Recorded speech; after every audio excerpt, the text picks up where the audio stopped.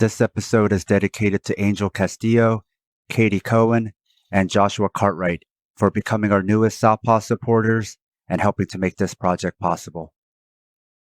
This is Sam. This is Paul. And this is Fight Study.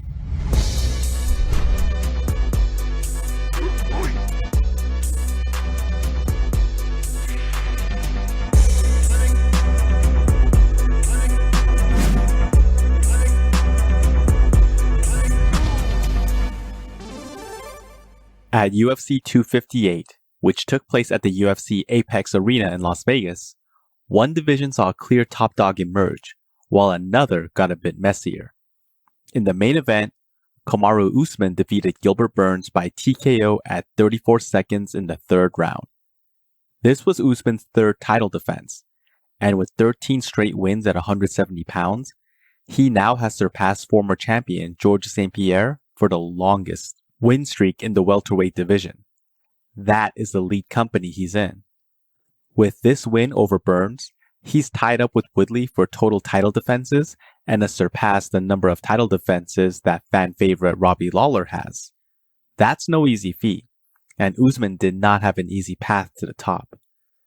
The fight itself was an exciting affair, and it took place almost entirely on the feet.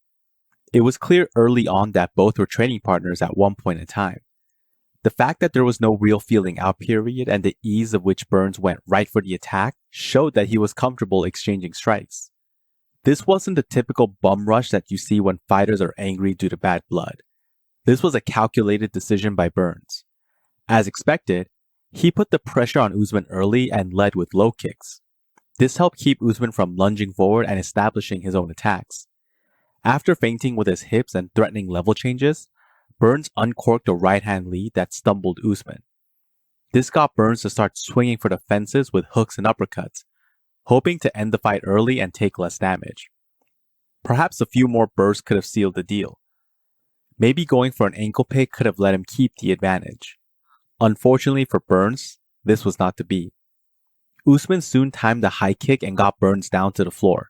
From there, he started kicking the legs of Burns and diving down with punches, something old-school fight fans would recognize from the arsenal of Kazushi Sakuraba and Fedor Emelianenko, respectively. There weren't any cartwheel passes, but those kicks from Usman bought him the time needed to shake off the cobwebs and regain his composure. Once Burns got back on the feet, he had some moments of success when he timed a right knee as Usman was ducking in. This was discussed as a possible strategy in the fight preview, since Usman does tend to dip his head down when he attempts to clinch, and Leon Edwards took advantage of it from time to time. Just because something works in spurts doesn't mean you can build an entire game plan around it. Usman did what he does best, clinch up and slow down the pace to his level. After throwing some short hooks to the ribs and landing his lead jab, Burns didn't seem like the daunting task that he was when the fight first started. Don't let the commentary team fool you into thinking that Usman's work with Trevor Whitman alone is the reason he became more proficient with kicks, stance switches, and jabs. Usman has been doing these things since before he was champion. Look no further than his fights with Rafael dos Anjos and Damian Maia to see him use tools like throwing an axe kick to hide stance switches, or leading with power jabs to keep the fight standing. You would think that commentators that get paid the big bucks would figure this out, but this is the UFC after all. After a successful round 1 in the books for Burns, Usman knew that he had to adjust. This is an expertise of his, as seen in both the Colby Covington and Jorge Masvidal fights. It's not uncommon to see Usman get outstruck in the early rounds, only to figure out the proper changes needed and come back stronger. In Usman's corner, head coach Trevor Whitman told him to get back to establishing his jab and striking first whenever he felt that Burns was loading up. He ended the break by stating, quote, "You're a champion because you jab. It's 'cause you jab, baby." End quote. With a 76-inch reach and a 5-inch reach advantage over Burns' 71 inches, Usman did just that. In the second round, Usman has seen all of Burns' striking strategy. He started to shift laterally, even mimicking the famous darting movements of former lightweight champion Eddie Alvarez and boxing world champion Miguel Cotto. Usman would start stepping towards his right, only to bounce off that foot and start moving left. Then he would stop, feint moving back to his right, and launch a jab right to Burns' face as he moved left again. This might seem simple, but executing it at a high level is extremely difficult. Cotto did this repeatedly against Antonio Margarito, who had no answer for this, and neither did Burns. Usman was also reading Burns' movements and timing his jabs whenever he stood still, getting ready to burst in with hooks. If he thought a kick was coming, Usman simply retreated or absorbed it so he could land a jab. Even the intercepting knee up the middle was getting timed by Usman, who used it as an opportunity to land some more jabs. Through all this, Usman kept stance switching and never let Burns get comfortable. Eventually, Burns was so preoccupied with the jab that he completely missed the right hand lead by Usman that dropped him. By constantly switching his lead hand, Burns never got comfortable, nor could he time proper counters. Usman was comfortable in both orthodox and southpaw, while Burns had to try and figure out which side the attacks would come from. Now, it's true that Usman threw jabs with power, much like a prime Larry Holmes. He did all the proper mechanics of a proper jab. He didn't lead with his head past his knee, he had a strong base on his back foot, and he lowered his base slightly to add more pop in the punch. What isn't discussed as much is how well he was able to time them whenever Burns was slightly off base. Whether it was after he moved his head off center or was on one foot throwing a kick, Burns didn't have the proper base to absorb the strikes, and they ended up doing much more damage than he expected. It's one thing to see a strike and cover up, it's another to be off balance with no defense prepared. By the time the third round started, it was clear that Burns was in a rough spot. The stance switches and jabs were giving Burns a hard time. It all came crashing down when Usman switched from orthodox to southpaw, so his power hand was now in front. This is one of the reasons why fighters like Michael Bisping never had a strong rear hand but had powerful jabs. It's because they led with their strong hand forward. What should be noted is that Usman timed the jab perfectly when Burns was feinting with his hips, again being off balance and unable to absorb the strikes properly. Some follow-up ground and pound sealed the deal for Usman, and he walked away as still the undisputed welterweight champion. What's less clear is his future training situation. A big deal has been made about the teammate versus teammate angle, although ex-teammates is the more appropriate term. And the situation isn't any clearer after the fight. Usman famously left Sanford MMA in the spring of 2020, but there wasn't the typical bad blood you see in most camp switches. It seems that things are still professional between all parties, and it could lead to Usman living in Florida and doing day-to-day training at Sanford while doing his camps in Colorado with Trevor Whitman. It's still not determined, neither is a future challenger. With the win over Burns, Usman is in a place where he's cleared out any meaningful competition. As it stands, he has wins over half of the top 10 ranked welterweights, and none of them were particularly close matches. Stephen Thompson might present a unique striking challenge, and Michael Chiesa could also prove to be tricky on the ground. However, both are still a few fights away from a title shot, so unless he opts for rematches against Masvidal, Covington, or Leon Edwards, Usman might find himself waiting for a clear-cut challenger to emerge. For Burns, he wants to get back into title contention immediately. Getting finished by strikes warrants some time off, and he definitely should take a few months off to heal and recalibrate.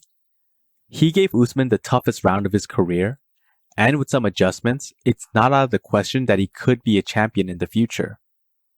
While an immediate rematch probably isn't in the cards, a fight against someone in the top 5 could help his case. Stephen Thompson is currently without a dance partner, and his build is similar enough to Usman that he could be an appealing matchup. In the co-main event, Alexa Grasso defeated Maycee Barber by unanimous decision. On the Southpaw Discord channel, this fight was much hyped. There still isn't a great appreciation for women's MMA, especially at flyweight where Valentina Shevchenko is champion. This not only reeks of sexism, but there's a lot of great MMA that gets missed. Fortunately, Southpaw is here to fix all that, or at least try to. Heading into this fight, Barber had been out for over a year due to a knee injury suffered in her previous fight against Roxanne Modafferi.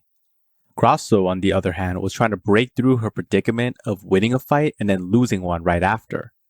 Grasso's last fight was a win over Jeon Kim, and if the pattern held, it looked as if Barber would be getting her hand raised. As the fight started, Barber came out with a lot of energy. Channeling the same fighting style as Michelle Waterson, she kept pumping out her jab, shifting her shoulders, and throwing out the front kicks despite Grasso being at least 4 feet away.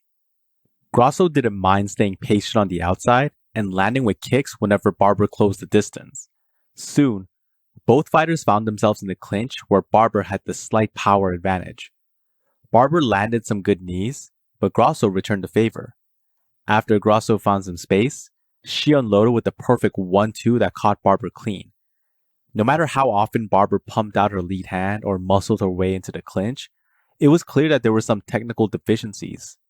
Barber had success again with her elbows, but she was close enough for Grasso to counter with straight punches and hooks of her own. By staying so far on the outside, Grasso was able to see most of the attacks and either glide out the way or move her head slightly to avoid the attack entirely. When Barber did want to attack with a real strike, like her rear right hand, she paused and loaded up first, giving Grasso a chance to strike preemptively. This is the same problem that Darren Till had against Tyron Woodley. He feinted, and by the time he worked up the nerve to commit to an attack, Woodley had already started throwing his right hand. Grasso used the same principle to maximum effect. Barber tied up to regain her composure, but she didn't find much solace there. On the break, Barber might find success with an elbow or even land an overhand. The problem was that Grasso returned fire immediately. Even when Grasso got her kick timed and was grounded, she immediately used up kicks to set up an armbar, transitioning nicely to top control before ending the round by taking Barber's back. Round 3 was a much better round for Barber, as she was able to land a trip takedown and unload it with some strikes against the fence. The problem was that this came too late in the fight, and Grasso still had enough space and time to clinch up and recover. Grasso might be the one that's moving up from strawweight, but the strength difference wasn't too noticeable. Barber tried her best to swing for the fences, but it wasn't enough. All 3 judges scored the fight 29-28 in Grasso's favor. A look at the numbers backs up this verdict. Out of 165 total strikes thrown, Barber landed 50. Of those 50, 40 were significant strikes. That's a lot of power punches. In contrast, Grasso threw 162 total strikes and landed 95 of those. Her significant strike count? 38, just 2 less than Barber. Grasso's striking has always been her strong suit, but it was interesting to see how far along her grappling has come. It was a popular belief for a while that Grasso could be stymied on the ground if she starts throwing combination strikes. Barber found no refuge with her takedowns, only managing to sneak in a few strikes before getting back to her feet. With a 2-fight win streak at hand, Grasso should find herself with a small bump up in the rankings. It's too early to tell if she's ready for anyone in the top 10, so someone like Antonia Shevchenko could be a stiff test. For Barber, this puts her at 0-2 in her last 2 fights and does raise the question of how to handle her career from here on out. She's clearly talented, but the holes in her game are becoming more pronounced. It's not as if they sprung up overnight. Against Jillian Robertson, she landed some decent jabs and straights, but her habit of simply moving her head offline to avoid strikes got her clipped a few times. There were times when Robertson threw kicks and Barber reached down to try and grab her leg, only to come up short. Barber did this again when Grasso threw kicks, but Grasso followed up with punches right after, making Barber pay for that rookie mistake. In her matchup against Roxanne Modafferi, straight punches and feints were enough to get Barber to swing and get blasted down the center. Straight punches still seem to be a problem for Barber, and it's something she's going to have to find an answer for. 2 losses in a row aren't the end of the world, but Barber and her coaches are going to have to address her shortcomings if she's going to make a serious run for the title. She shouldn't be dropped from the rankings just yet, but it's going to be important to rebuild her confidence. She can't write off this loss to an injury like her last fight. She'll have to make a serious commitment to getting better. Both Barber and Grasso have long ways to go before getting a chance to fight for the title, and there isn't a clear path for either of them. UFC 258 was a decent follow-up to our last pay-per-view offering, especially when you consider all the action on the undercard. The next pay-per-view event is a champion versus champion card where Israel Adesanya moves up to light heavyweight to face the current champion, Jan Blachowicz. Now that's the show. If you enjoyed this episode and find this type of independent media worthwhile, please consider supporting the show on Patreon. We have a lot more episodes like this one in the works, but need your financial support to keep the show running. Even a few dollars a month goes a long way. No one does what we do, and it's all being funded by you, the listener. In return for supporting us, you'll gain access to lots of bonus content along with our private Discord chat. Even if you can't support us, there's a lot of free bonus content there as well. We also have an online store if you want to show your Southpaw solidarity by wearing our swag. You can find all pertinent links at southpawpod.com. And if you can't afford to support the show and still want to help, please leave us a 5-star review wherever you listen. This makes it easier for others to find us. And don't forget to share your favorite episodes or the podcast itself on social media. Tell your friends. Until next time, goodbye. Southpaw. Hitting with the left. Southpaw. Sam. Paul. Southpaw. Southpaw.